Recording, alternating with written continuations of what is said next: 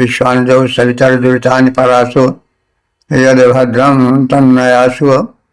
ओम भद्रं कर्णैः शृणुयाम देवा भद्रं पश्येमाक्षभिर्यजत्राः स्त्रिरंगैस्तुष्टुवांसस्तनुर्भिः विषेमहि देवहितं यदायुः। वेद प्रेमियों, सुधी श्रोताओं, संप्रति हम सब यजुर्वेद के दूसरे अध्याय के 19वें मंत्र की व्याख्या में प्रवेश करने जा रहे हैं। इस मंत्र का शीर्षक है जुहू तथा उपभृत। अब संबंधित मंत्र का या यजुष का सर्वप्रथम सस्वर पाठ हो जाए।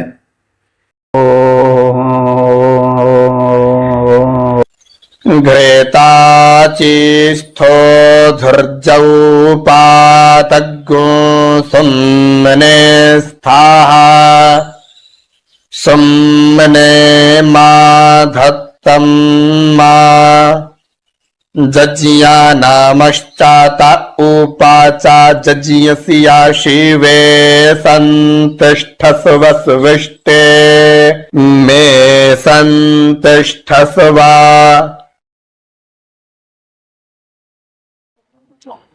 इस 19वें यजुष में घृत को यज्ञाहुति में डालने वाली जो जुहू है, एक प्रकार का पात्र है जुहू, जिससे प्रज्वलित अग्नि में घृत डाला जाता था कि उसका प्रज्वलन स्थिर रहे और बढ़ता रहे, ताकि जो यज्ञाहुति है वो अच्छी तरह से भस्म हो सके।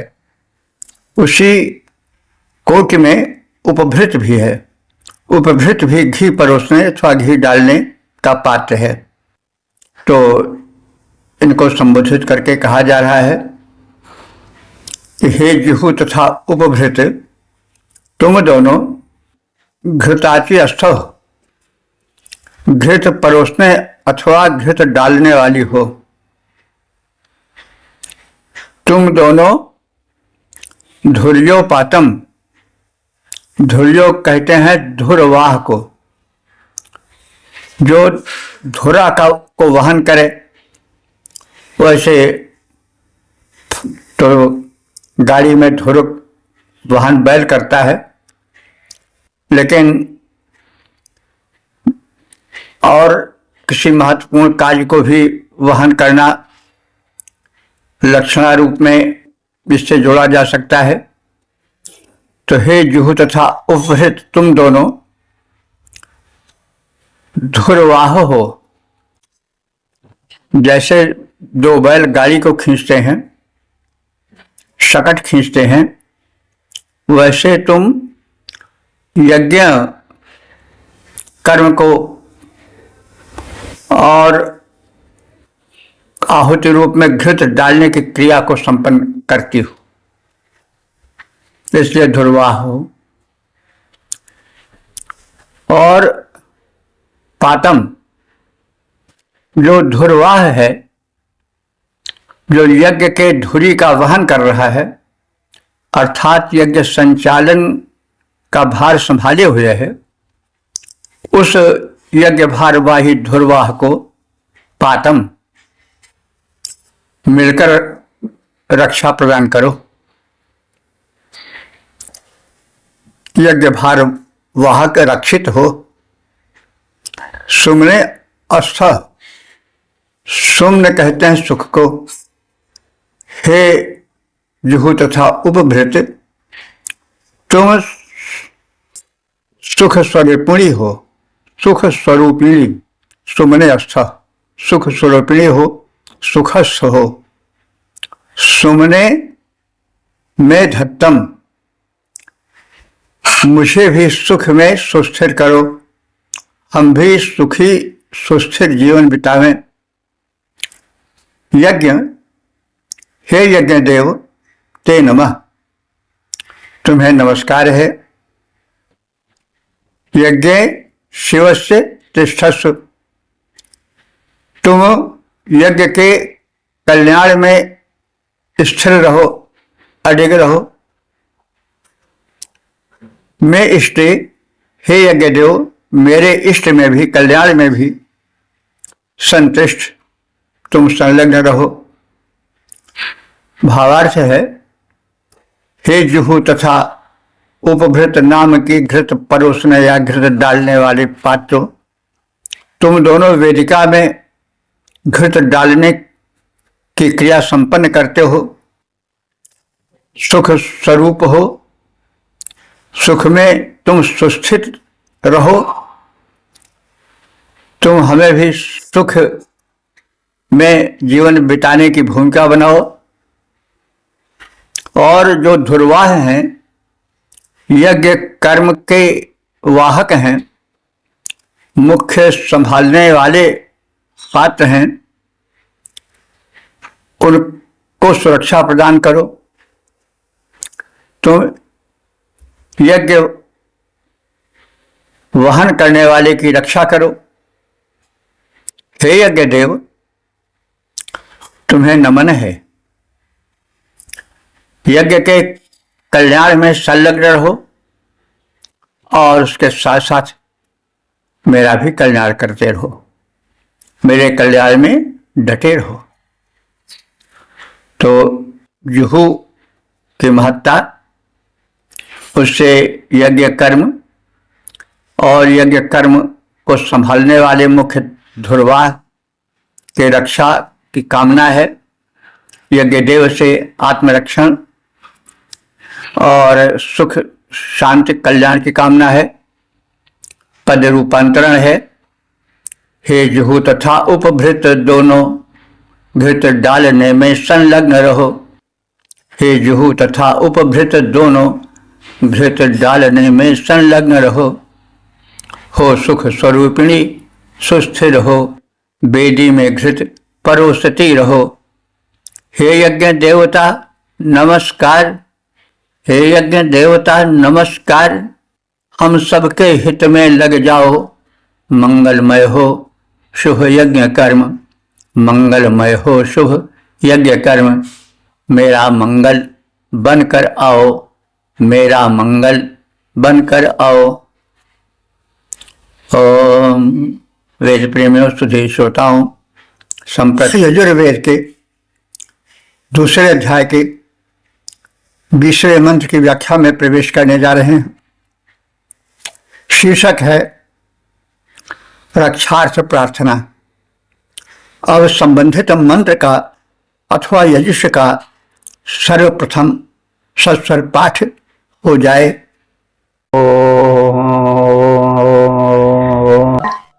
अग्ने दग्धायो शीतमा पाहि मा दिद्योः पाहि प्रासत्यै पाहि दूरष्ट्यै पाहि दूरद्मन्या अविखन्नाः पीतुं करेणु सुखदाजो नौ सुवाहा वाडग्नाये संवेशपतये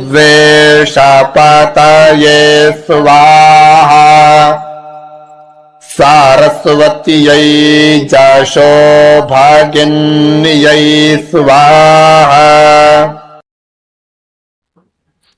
इस 20वें मंत्र में अग्निदेव से रक्षा की प्रार्थना है और हविष्य आहुति को ग्रहण करने की प्रार्थना है। अग्नि, हे हित में आगे रहने वाले देवता अग्नि, अदब्धयो, तुम अदम्य हो। अस्तु दिद्योह मां पाह, मां माने मुझे, पाह माने रक्षित करो। किससे? दिद्योह, दिद्योह माने वज्रपात से अथवा शस्त्रपात से मेरी रक्षा करो। दुर्धन्या दुर्धन्या पाहि। दुर्धन्या माने बुरे धान्य से, कदन्य से, उसके भक्षण से मुझे बचाओ, पाहि मेरी रक्षा करो। तो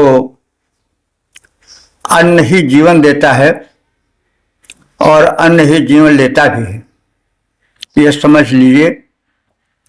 तो इसीलिए रक्षा की बात कही गई। और किससे रक्षा की? कदन्न से। कदन्न वाले बुरा अन्न, बुरा आहार। तो आहार जब अस्वाभाविक होता है तो वह अन्न कदन्न हो जाता है।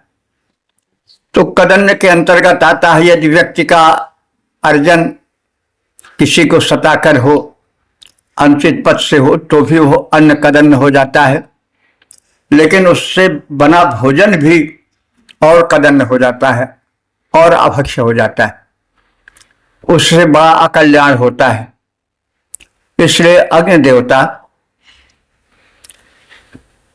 कदन्न भक्षण से बचावें। जब अन्न को बुरी तरह से तैयार किया जाता है, उसके सरल रूप को जो है वह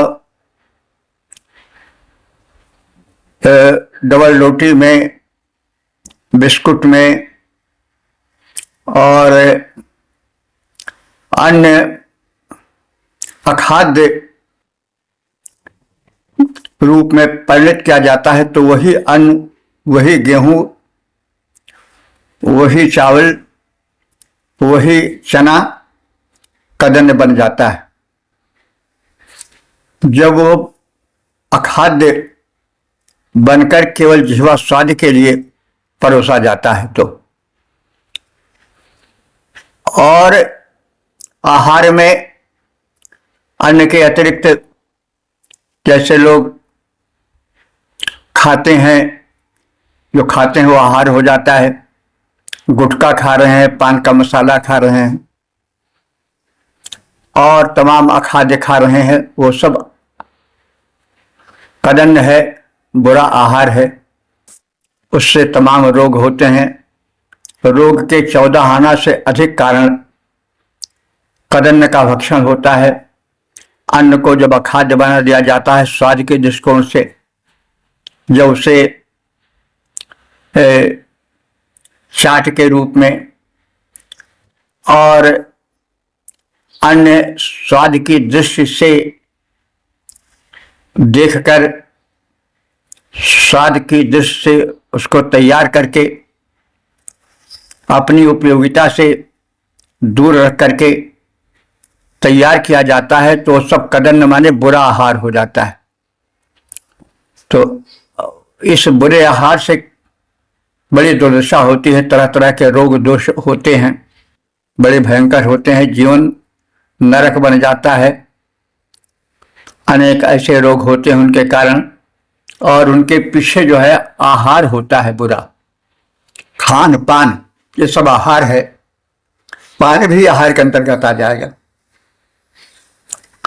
तो जो खान पान है अगर वो बुरा हुआ तो वो बुरा आहार कदन्न बन जाता है। तो हे अग्नि देवता, हम सबको बुरे आहार से, कदन्न से रक्षित करो और प्रसितये पाहि, शत्रुओं के जाल फरेब से बचाओ।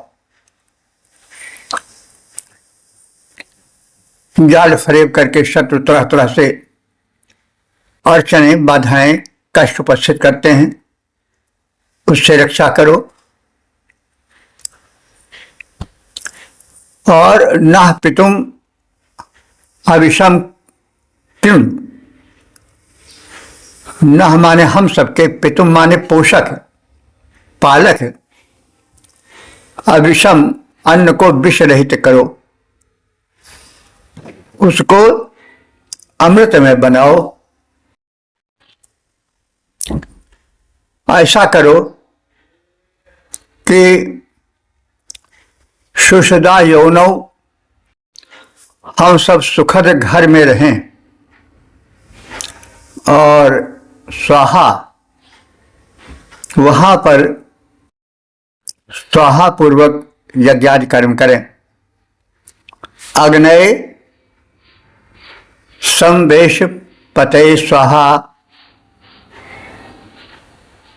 अग्नये अग्नि के लिए, संवेश पते माने समीपस्थ रहकर पालन करने वाले के लिए। तो अग्नि हर तरह से पालन करता है, अन्न के उपज में, अन्न के पकाने में, उसको भोजन बनाने में अग्नि का हाथ है। फिर जब शरीर के अंदर गया आहार रूप में तो उसको पचाने में अन्न का ही हाथ रहता है। तो अन्न निकट के हितैषी हैं, इसलिए उनको स्वाहा है। उनको स्वाहा उच्चार के साथ आहुत समर्पित है। स्वाहा का अर्थ कहा गया है वस्तु से अपनत्व हटाकर जब अर्पण किया जाता है तो वो अर्पण सात्विक और शुभ अर्पण हो जाता है।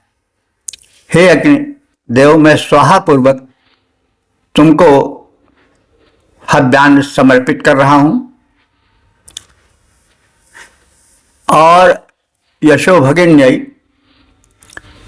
यश की बहन यानी यश की सहायिका सरस्वती स्वाहा, सरस्वती देवी को भी स्वाहा पूर्वक हव्यान्न समर्पित है। यज्ञ में भाव विस्तार देखें, गद्य में भाव विस्तार देखें।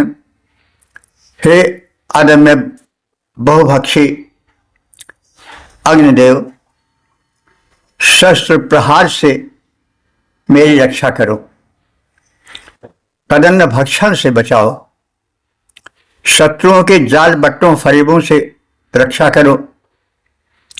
हमारा अन्न विष रहित हो, अमृत बनकर आए।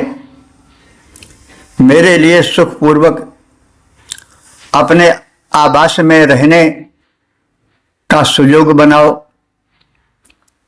सानिध्य में सुस्थित अग्नि को स्वाहा पूर्वक मैं हव्यार्पण करता हूं। सानिध्य में सुस्थिर अग्नि को आहुति समर्पित है। यश की भगिनी सरस्वती को स्वाहा पूर्वक यह आहुति समर्पित है।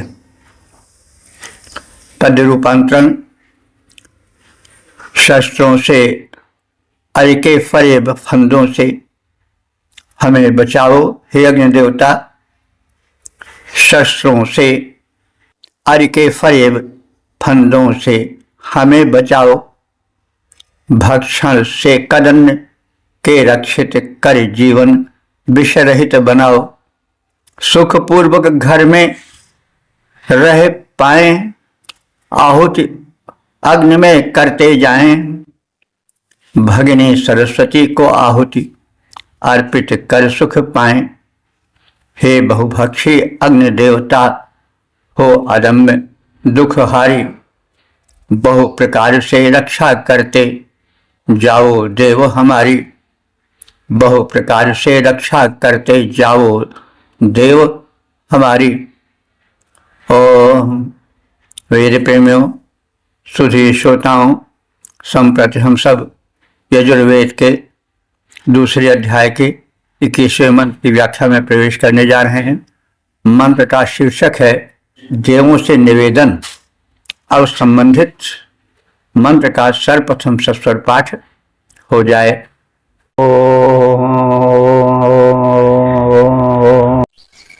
वेदोऽपि न त्वन्ते भवेत देवेभ्यो वेदो भावस्ते न मह्यं वेदो भूयाः देवागातु विदो गातुं विद्वा गातु मीता मनसस्पात इमं देवाजयकुसुवाहा वाते धाः। यह 21वां मंत्र ज्ञान की खान वेदों को एवं देवों को समर्पित है कि वे कल्याण करें, ज्ञान दें, अज्ञान को भगावें, हितकर बनकर आवें। तो हे वेद देवता, वेदः असि, वेद माने होता है ज्ञान। तुम ज्ञान हो यानी ज्ञान स्वरूप हो अथवा ज्ञान की खान हो। वेद देव, मैं त्वं वक्ष, मुझे तुम रक्षा दो। देवेभ्यः वेदः अभवः, देवों के लिए ज्ञान का दाता यह वेद हुआ है। देव का अर्थ विद्वान भी होता है, देव का अर्थ देवता भी होता है। तो विद्वानों को ज्ञान मिला वेदों से और देव शक्तियां भी वेदों से प्रभावित हैं, ये भी माना जा सकता है। तेन मह्यम वेदः भूयाः, हम वेद से ज्ञान प्राप्त करके दिव्य बने। गातुम वेदः देवाः, हे पथ प्रदर्शक, हे सतपथ पर लाने वाले देवों, गातुम वित्वा, सतपथ को जानकर हमें सतपथ पर लाओ। गातुम जो गमनीय स्थल है, वह मार्ग जिस पर हम चलें, जिससे हमारा कल्याण हो, उसके तुम ज्ञाता हो, उसको जान करके हमें वह पथ दिखाओ और हमें सतपथ पर लाओ। मनस्पति देव, हे मन के स्वामी स्वरूप देवता परमात्मा, इमं यज्ञम स्वाहा, इस यज्ञ को मैं स्वाहा माने समर्पण पूर्वक तुम्हें समर्पित करता हूं। वाते धा, युगे, इस यज्ञ को वात माने वायु में स्थापित करो, यानी जो चीज वायु में स्थापित हो जाती है उसका प्रसार चारों ओर होता है। कोई सुगंध जब वायु में मिल जाती है तो उसका प्रसार चारों ओर होता है वायु के साथ साथ। तो इस यज्ञ की ऊर्जा को, इस यज्ञ से निकलने वाले सुवास को, सुगंध को तुम वायु को प्रदान करो, वायु में मिलाओ, ताकि उसका प्रसार लोक कल्याण में चतुर्दिक होता जाए। हे वेद देवता, तुम ज्ञान स्वरूप हो, तुमने दिव्य शक्तियों को ज्ञान दिया है, विद्वानों को ज्ञान से सुशोभन बनाया है, मुझे भी ज्ञान दो। हे पथ प्रदर्शक देव, सत्य का मार्ग जानकर हमें उस मार्ग पर ले चलो। हे मन के स्वामी परमात्मन, यह शुभ कर्मरूपी यज्ञ तुम्हें समर्पित है। वायु के माध्यम से इसकी सुवास इसका यश, इसकी महिमा चारों ओर फैलाओ। हे वेद देव, हे ज्ञान रूप, पद रूपांतरण है। हे वेद देव, हे ज्ञान रूप, देवों को ज्ञान दिया जैसे तुम कृपा करो। हे ज्ञान मूर्ति, दो दिव्य ज्ञान मुझको वैसे। हे देवों, सतपथ पहचाने, उस पर ही डग धरते जाएं। हे मन के स्वामी प्रभु, यज्ञ की गंध चतुर्दिक फैलाएं। यह जीवन यज्ञ समर्पित है, यह जीवन यज्ञ समर्पित है तुमको। हे सर्वाधार प्रभु, तुम वायु माध्यम से कर दो इसका सर्वत्र विस्तार प्रभु, इसका सर्वत्र विस्तार प्रभु। वेद प्रेमियों, सुधी श्रोताओं, संप्रति हम सब यजुर्वेद के दूसरे अध्याय के 22वें यजुष में प्रवेश करने जा रहे हैं। इसका शीर्षक है दर्भ मुष्टि। अब संबंधित मंत्र का सर्वप्रथम सस्वर पाठ हो जाए।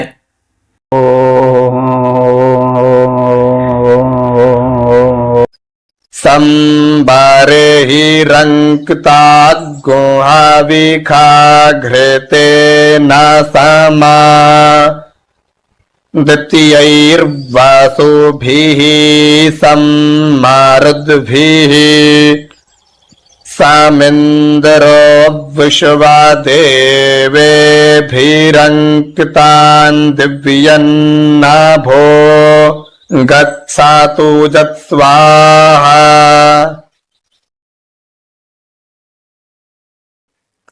इस 22वें यजुष में अथवा मंत्र में यज्ञ प्रक्रिया के दौरान प्रयोग में आने वाली दर्भ मुष्टि को पवित्र करने, उसे देवार्पण करने, यज्ञ में प्रयुक्त करने की बात कही गई है। दर्भ कुश को कहते हैं। तो दर्भ मुष्टि माने कुश की मूठ अथवा कुश की मात्रा जो पर्याप्त हो, उसके विषय में निर्देश दिया जा रहा है कि यज्ञ काल में प्रयुक्त दर्भ मुष्टि को, कुशाओं के संचय को घृत से सिंचित करने का आदेश दिया जा रहा है, अथवा यह विधान है कि यज्ञ काल में उसके पूर्व जब उचित हो तब दर्भ मुष्टि को यानी कुश की मूठ को घृत से सिंचित किया जाए। तो हविषा घृतेन, हवि और घृत के द्वारा बरही सम अक्ताम, बरही कहते हैं कुश को, कुशा को भली भांति भिगो दो, घृत से सिक्त कर दो और तब इस दर्भ मुष्टि को आदित्य वसुभि, आदित्य और वसुओं के साथ इंद्र देवता, मरुद्भि विश्व देवा, मरुद देवों और विश्व देवों के साथ स्थापित करें। आकाश में यज्ञ प्रयोजन में उसका दिव्य प्रयोग हो और यत दिव्यम नभा, जो यह दिव्य आकाश है उसमें यह दर्भ मुष्टि अथवा यह यज्ञ में प्रयोग होने वाली कुशा का जो संचय है वो कार्य आवे। तो आकाश तो पृथ्वी के ऊपर जितना रिक्त भाग है वो सब आकाश ही है। तो यह कुशामुष्टि यज्ञ प्रयोजन में लगे और स्वाहा यानी समर्पण पूर्वक यह दर्भ मुष्टि यज्ञ प्रयोजन के हेतु समर्पित है। तो यह यजुष यज्ञ काल में प्रयुक्त दर्भमुष्टि को कुशाओं को घृत से सिंचन कर उसके यज्ञ प्रयोजन के लिए तैयार करने से संबंधित है। इस दर्भमुष्टि को जो यज्ञ काल में प्रयोग के लिए लाई गई है उसे हवि से घृत से भली भांति सिक्त कर दिया जाए। फिर आदित्यों को, वसुओं को, मरुतों और विश्वदेवों के साथ इंद्र उस दर्भमुष्टि को दिव्याकाश में स्थापित करें। पद्य रूपांतरण है, दर्भमुष्टि को हवि के घृत से सिक्त करें, दर्भमुष्टि को हवि के घृत से सिक्त करें। सभी देव देवता दिव्य आकाश में उसे धरें, सभी देव दिव्य आकाश में उसे धरें। ओम वेद प्रेम तुझे श्रोताओं, संप्रति हम सब यजुर्वेद के दूसरे अध्याय के 23वें मंत्र की व्याख्या में प्रवेश करने जा रहे हैं। मंत्र का शीर्षक है आदर्श जीवन। अब संबंधित मंत्र का सर्वप्रथम सस्वर पाठ हो जाए। कस्त्वाभीमञ्चाति सत्त्वाभीमञ्चाति कस्मै त्वा भीमञ्चाति तस्मै त्वाभीमञ्चाति पोखाया रक्षासां भागोऽसि।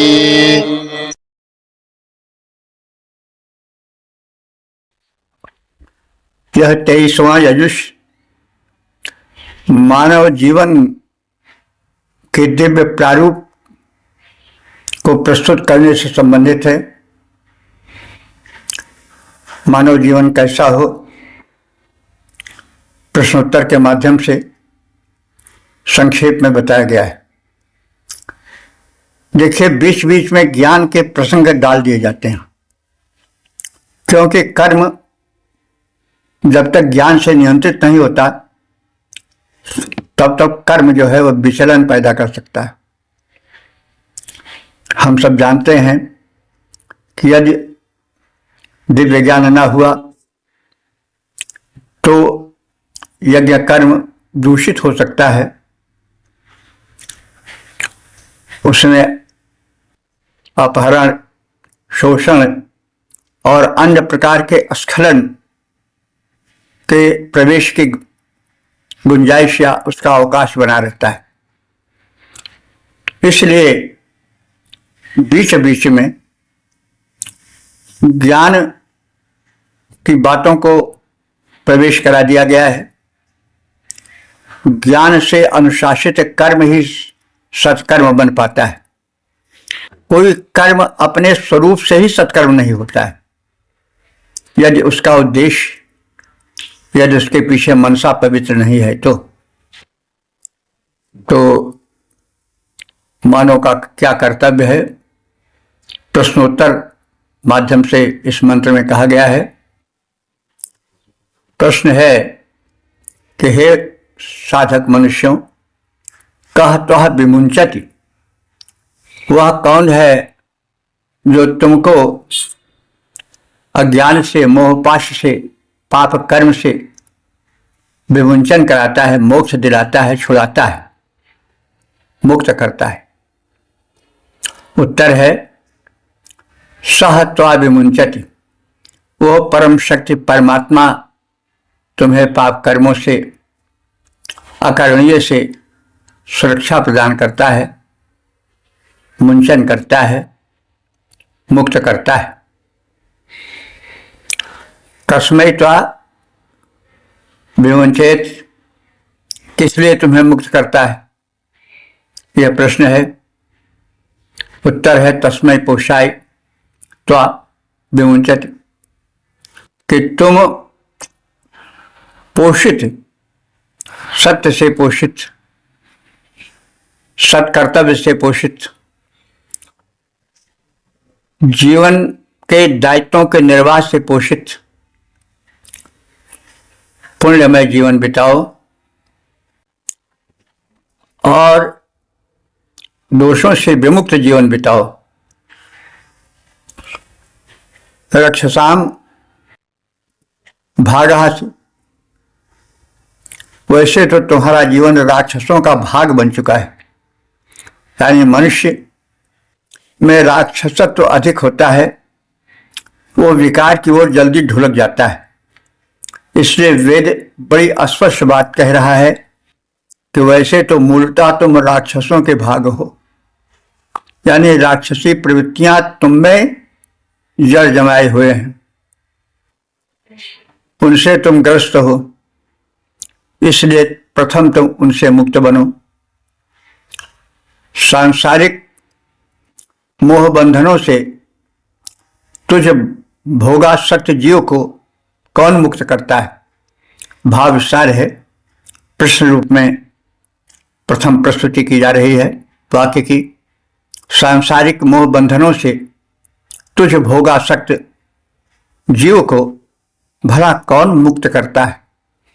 उत्तर है, ईश्वर मुक्त करता है, क्योंकि यह मोह बंधन बड़ा ही प्रबल होता है।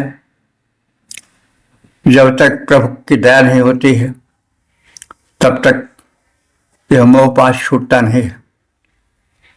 तो जा पर कृपा राम की हुई, ता पर कृपा करें सब कोई। उसी क्रम में मोह पाश भी करता है। और तुलसीदास जी जो मोह बंध कटई न काटे, उन्होंने अपने पत्रिका में कहा है कि निस्दिन देहु नाथ सिख बहुविध करत स्वभाव निजय। यह मन मेरा हर जो मेरो मन हठ न तजे। निस्दिन देहु नाथ सख बहु सिख बहुविध करत स्वभाव निजय। तो ज्यों ज्योति अनुभूति प्रसव अति दारुण दुख उपजय। स्त्री को प्रसव पीड़ा होती है तो वो यह कहती है इस पीड़ा के आने का अवसर अब नहीं दूंगी, लेकिन फिर इसके विपरीत वो कृत्य करने लगती है। उसी प्रकार से मेरा मन है, और उसके लिए कहा गया है लोलुप भ्रम गृह पशु जो जहां तहां सिर पद त्राण बजे। तदपि मूढ़ विचरत मारक कबहु न अधम लजे। जैसे कुत्ता होता है वो दर दर पर भटकता है और वहां उसके सिर पर जूते पड़ते हैं, वो बुरी तरह से मार खाता है, लेकिन फिर भी वह गली छोड़ता नहीं है, उसी गली में फिर विचरण करता है। इसी प्रकार से मेरा मन है, बार बार यह बेइज्जत होता है, असम्मानित होता है, कटु व्यवहार से इसको पीड़ित किया जाता है, फिर भी यह अपने ही मार्ग पर चलता है। तो इससे प्रभु ही छुड़ा सकते हैं। तुलसीदास बस होए तब जब प्रेरक प्रभु बर जाए। तो सांसारिक मोह बंधनों से तुझ भोगासक्त जीव को कौन मुक्त करता है? उत्तर है, ईश्वर मुक्त करता है, मनुष्य के वश की बात नहीं है। इसलिए तुम्हें वह परमात्मा मुक्त करता है। उत्तर है, परमार्थ साधना द्वारा स्वयं को पुष्ट कर लोक कल्याण हेतु मुक्त करता है। इसलिए नहीं कि फिर उसी पचड़े में पड़ो, फिर काम क्रोध लोभ मोह में पड़कर जो अकरणीय है उसे करते जाओ। इसलिए परमात्मा कृपा करके तुम्हें मुक्त नहीं करता है मोह से, बंधनों से, वरन इसलिए मुक्त करता है कि तुम स्वयं को पवित्र करो, पुष्ट करो और लोक कल्याण के लिए मुक्त जीवन बिताओ। तुम राक्षसों के भाग हो, अर्थात जो आसुरी वृत्तियों के मनुष्य शिकार हैं, उन्हीं के प्रभाव में तुम हो, और वो परमात्मा ही तुम्हें उनसे मुक्ति देता है। और परमात्मा ने तुम्हें भेजा है कि तुम एक मुक्त जीवन बिताओ, कर्तव्यशील कर्तव्यनिष्ठ जीवन बिताओ। मनुष्य ही दुर्वृत्ति से दानव बन जाता है। जो देववृत्ति के हैं उन्हें दानवों को देव बनाकर देव पंक्ति में खड़ा कर देना चाहिए। यह इस मंत्र का गूढ़ संदेश है। वही समर्थ है जो कि तारता हुआ तरे। तो स्वयं तर गया, स्वयं मुक्त बन गया तो हुआ तो अच्छा कार्य, लेकिन यह पर्याप्त नहीं है। स्वयं मुक्त बनो और दूसरों को भी मुक्त बनाओ, सामाजिक दायित्व को निभाओ। पद्य रूपांतरण है, तुझे मोह बंधन से ईश्वर मुक्त बनाता, करो लोक कल्याण साधना शक्ति जगाता। तुम्हें राक्षसों को अब है देवता बनाना, तुम्हें राक्षसों को अब है देवता बनाना, उन्हें दानवी दुर्वृत्तियों से मुक्ति दिलाना। ओम वेद प्रेमियों सुधी श्रोताओं, संप्रति हम सब यजुर्वेद के दूसरे अध्याय के 24वें मंत्र की व्याख्या में प्रवेश करने जा रहे हैं। मंत्र का शीर्षक है महान जीवन का प्रारूप। अब संबंधित मंत्र का सर्वप्रथम सस्वर पाठ हो जाए।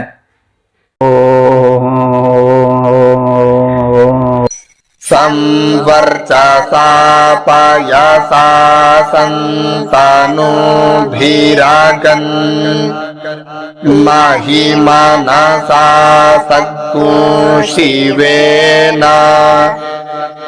त्वष्टा सुदत्रो विदधातुरायो नो मार्स्तु तन्वो जद्विलिष्टं मा।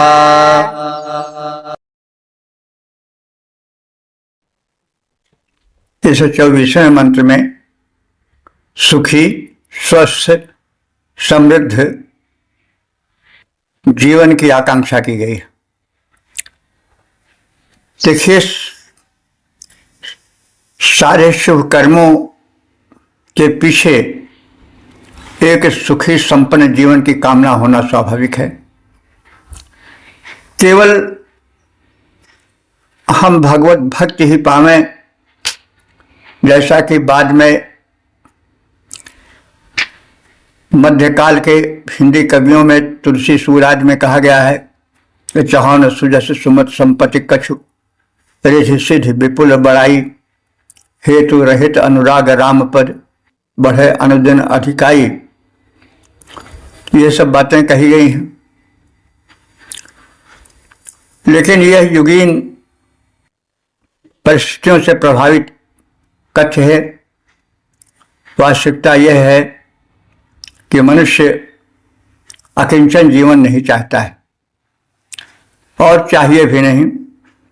जीवन संपन्न हो, लेकिन संपन्नता के साथ साथ उसमें सद्वृत्तियों का विकास हो, क्योंकि वही संपूर्ण सच्चा शुद्ध जीवन है। तो उसी की परिकल्पना के संदर्भ में कहा जा रहा है कि वयम वर्चसा, हम वर्चसा बने तेजस्विता से तेजस्वी बने। गृहम पैसा, जो हमारा घर है वो पैसा माने दुग्ध आदि से परिपूरित हो, और तनु भी, शरीरों द्वारा हम सब स्वस्थ और सुखी हों। शिवेन मनसा, हमारा मन शिव संकल्पित हो, कल्याण से परिपूरित हो। सम अगनमय, हम संपूर्ण रूप से शुद्धता सात्विकता कुशलता से संयुक्त हों, परिपूरित हों। सुदत्रा त्वष्टा, उत्तम दानी त्वष्टा देवता।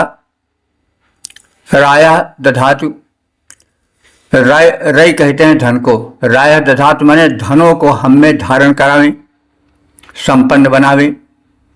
तन्ना, तन्वा, तन्वा माने शरीरों में यथ जो वितिष्ठम न्यूनता हो, जिस रूप में हमारा शरीर न्यून पड़ रहा हो, कमजोर पड़ रहा हो, चाहे स्वास्थ्य हो, चाहे धन हो, चाहे कर्म कुशलता हो, तत् उसे अनुमाष्टुम दूर करें। जीवन को, शरीर को स्वस्थ, सुखी, संपन्न, सुपुष्ट बनावें, कुपोषण से बचाएं। हम तेजस्विता से युक्त हों, हमारा घर दुग्ध से भरा रहे ताकि पूर्ण पोषण हो सके और हमारे शरीर पुष्ट बने रहे। हमारे मन शिव संकल्पित हों। उत्तम दान विधान द्वारा त्राण प्रदान करने वाले श्रेष्ठ दाता त्वष्टा देव हमें प्रचुर धन धान्य प्रदान करें। हमारे शरीरों में जहां जो कमी हो, जिस रूप में हो, उसे वे दूर करें। कुपोषण से हमारी रक्षा करें। पद रूपांतरण है तन मन तेजस्वी सुपुष्ट हो। तन मन तेजस्वी सुपुष्ट हो, घर में बहे दुग्ध घृत धारा। तन मन तेजस्वी सुपुष्ट हो, घर में बहे दुग्ध घृत धारा। मन शिव संकल्पित हो त्यों ही रहे सुपुष्ट शरीर हमारा। हे दाता, इतना कुछ धन दो, दुख दारिद्र नहीं रह जाए। यदि हो कहीं न्यूनता कोई, दूर करो, वह रह ना पाए। तो इस प्रकार से जीवन में दिव्यता का आमंत्रण है, पूर्ण जीवन की परिकल्पना है, परम शक्ति शिव से पाने की कामना है। यज्ञ जीवन उसके पोषण में, उसके पूर्ति में सहायक हो, यह कामना है। क्योंकि केवल यज्ञ करना ही लक्ष्य नहीं होना चाहिए, उस यज्ञ के पीछे हमारे जीवन की पूर्णता और कल्याणकारिता छिपी होनी चाहिए। तो इस प्रकार से हमने इस सत्र में, इस बैठक में 19वें मंत्र में यज्ञोपकरण जुहु उपभृत को संबोधित कर सुख समृद्धि कल्याण की कामना के दर्शन किए। 20वें मंत्र में कदन्न भक्षण, दुष्टों के घात प्रतिघातों से, जाल बट्टों से रक्षण हेतु अग्निदेव से प्रार्थना की गई है। 21वें मंत्र में प्रश्नोत्तर माध्यम से कर्तव्य बोध कराया गया है। 22वें मंत्र में परमात्मा के उपकारों का कथन है और राक्षसी वृत्तियों से बचने की प्रार्थना है। 23वें मंत्र में वेद के ज्ञान की महत्ता, उन वेदों के प्रति कृतज्ञता का कथन है। जीवन ज्ञान से सिंचित हो, परिपूरित हो, यह कामना है। 24वें मंत्र में सुख समृद्धि सत्संकल्पित मन हेतु देव शक्तियों से निवेदन किया गया है।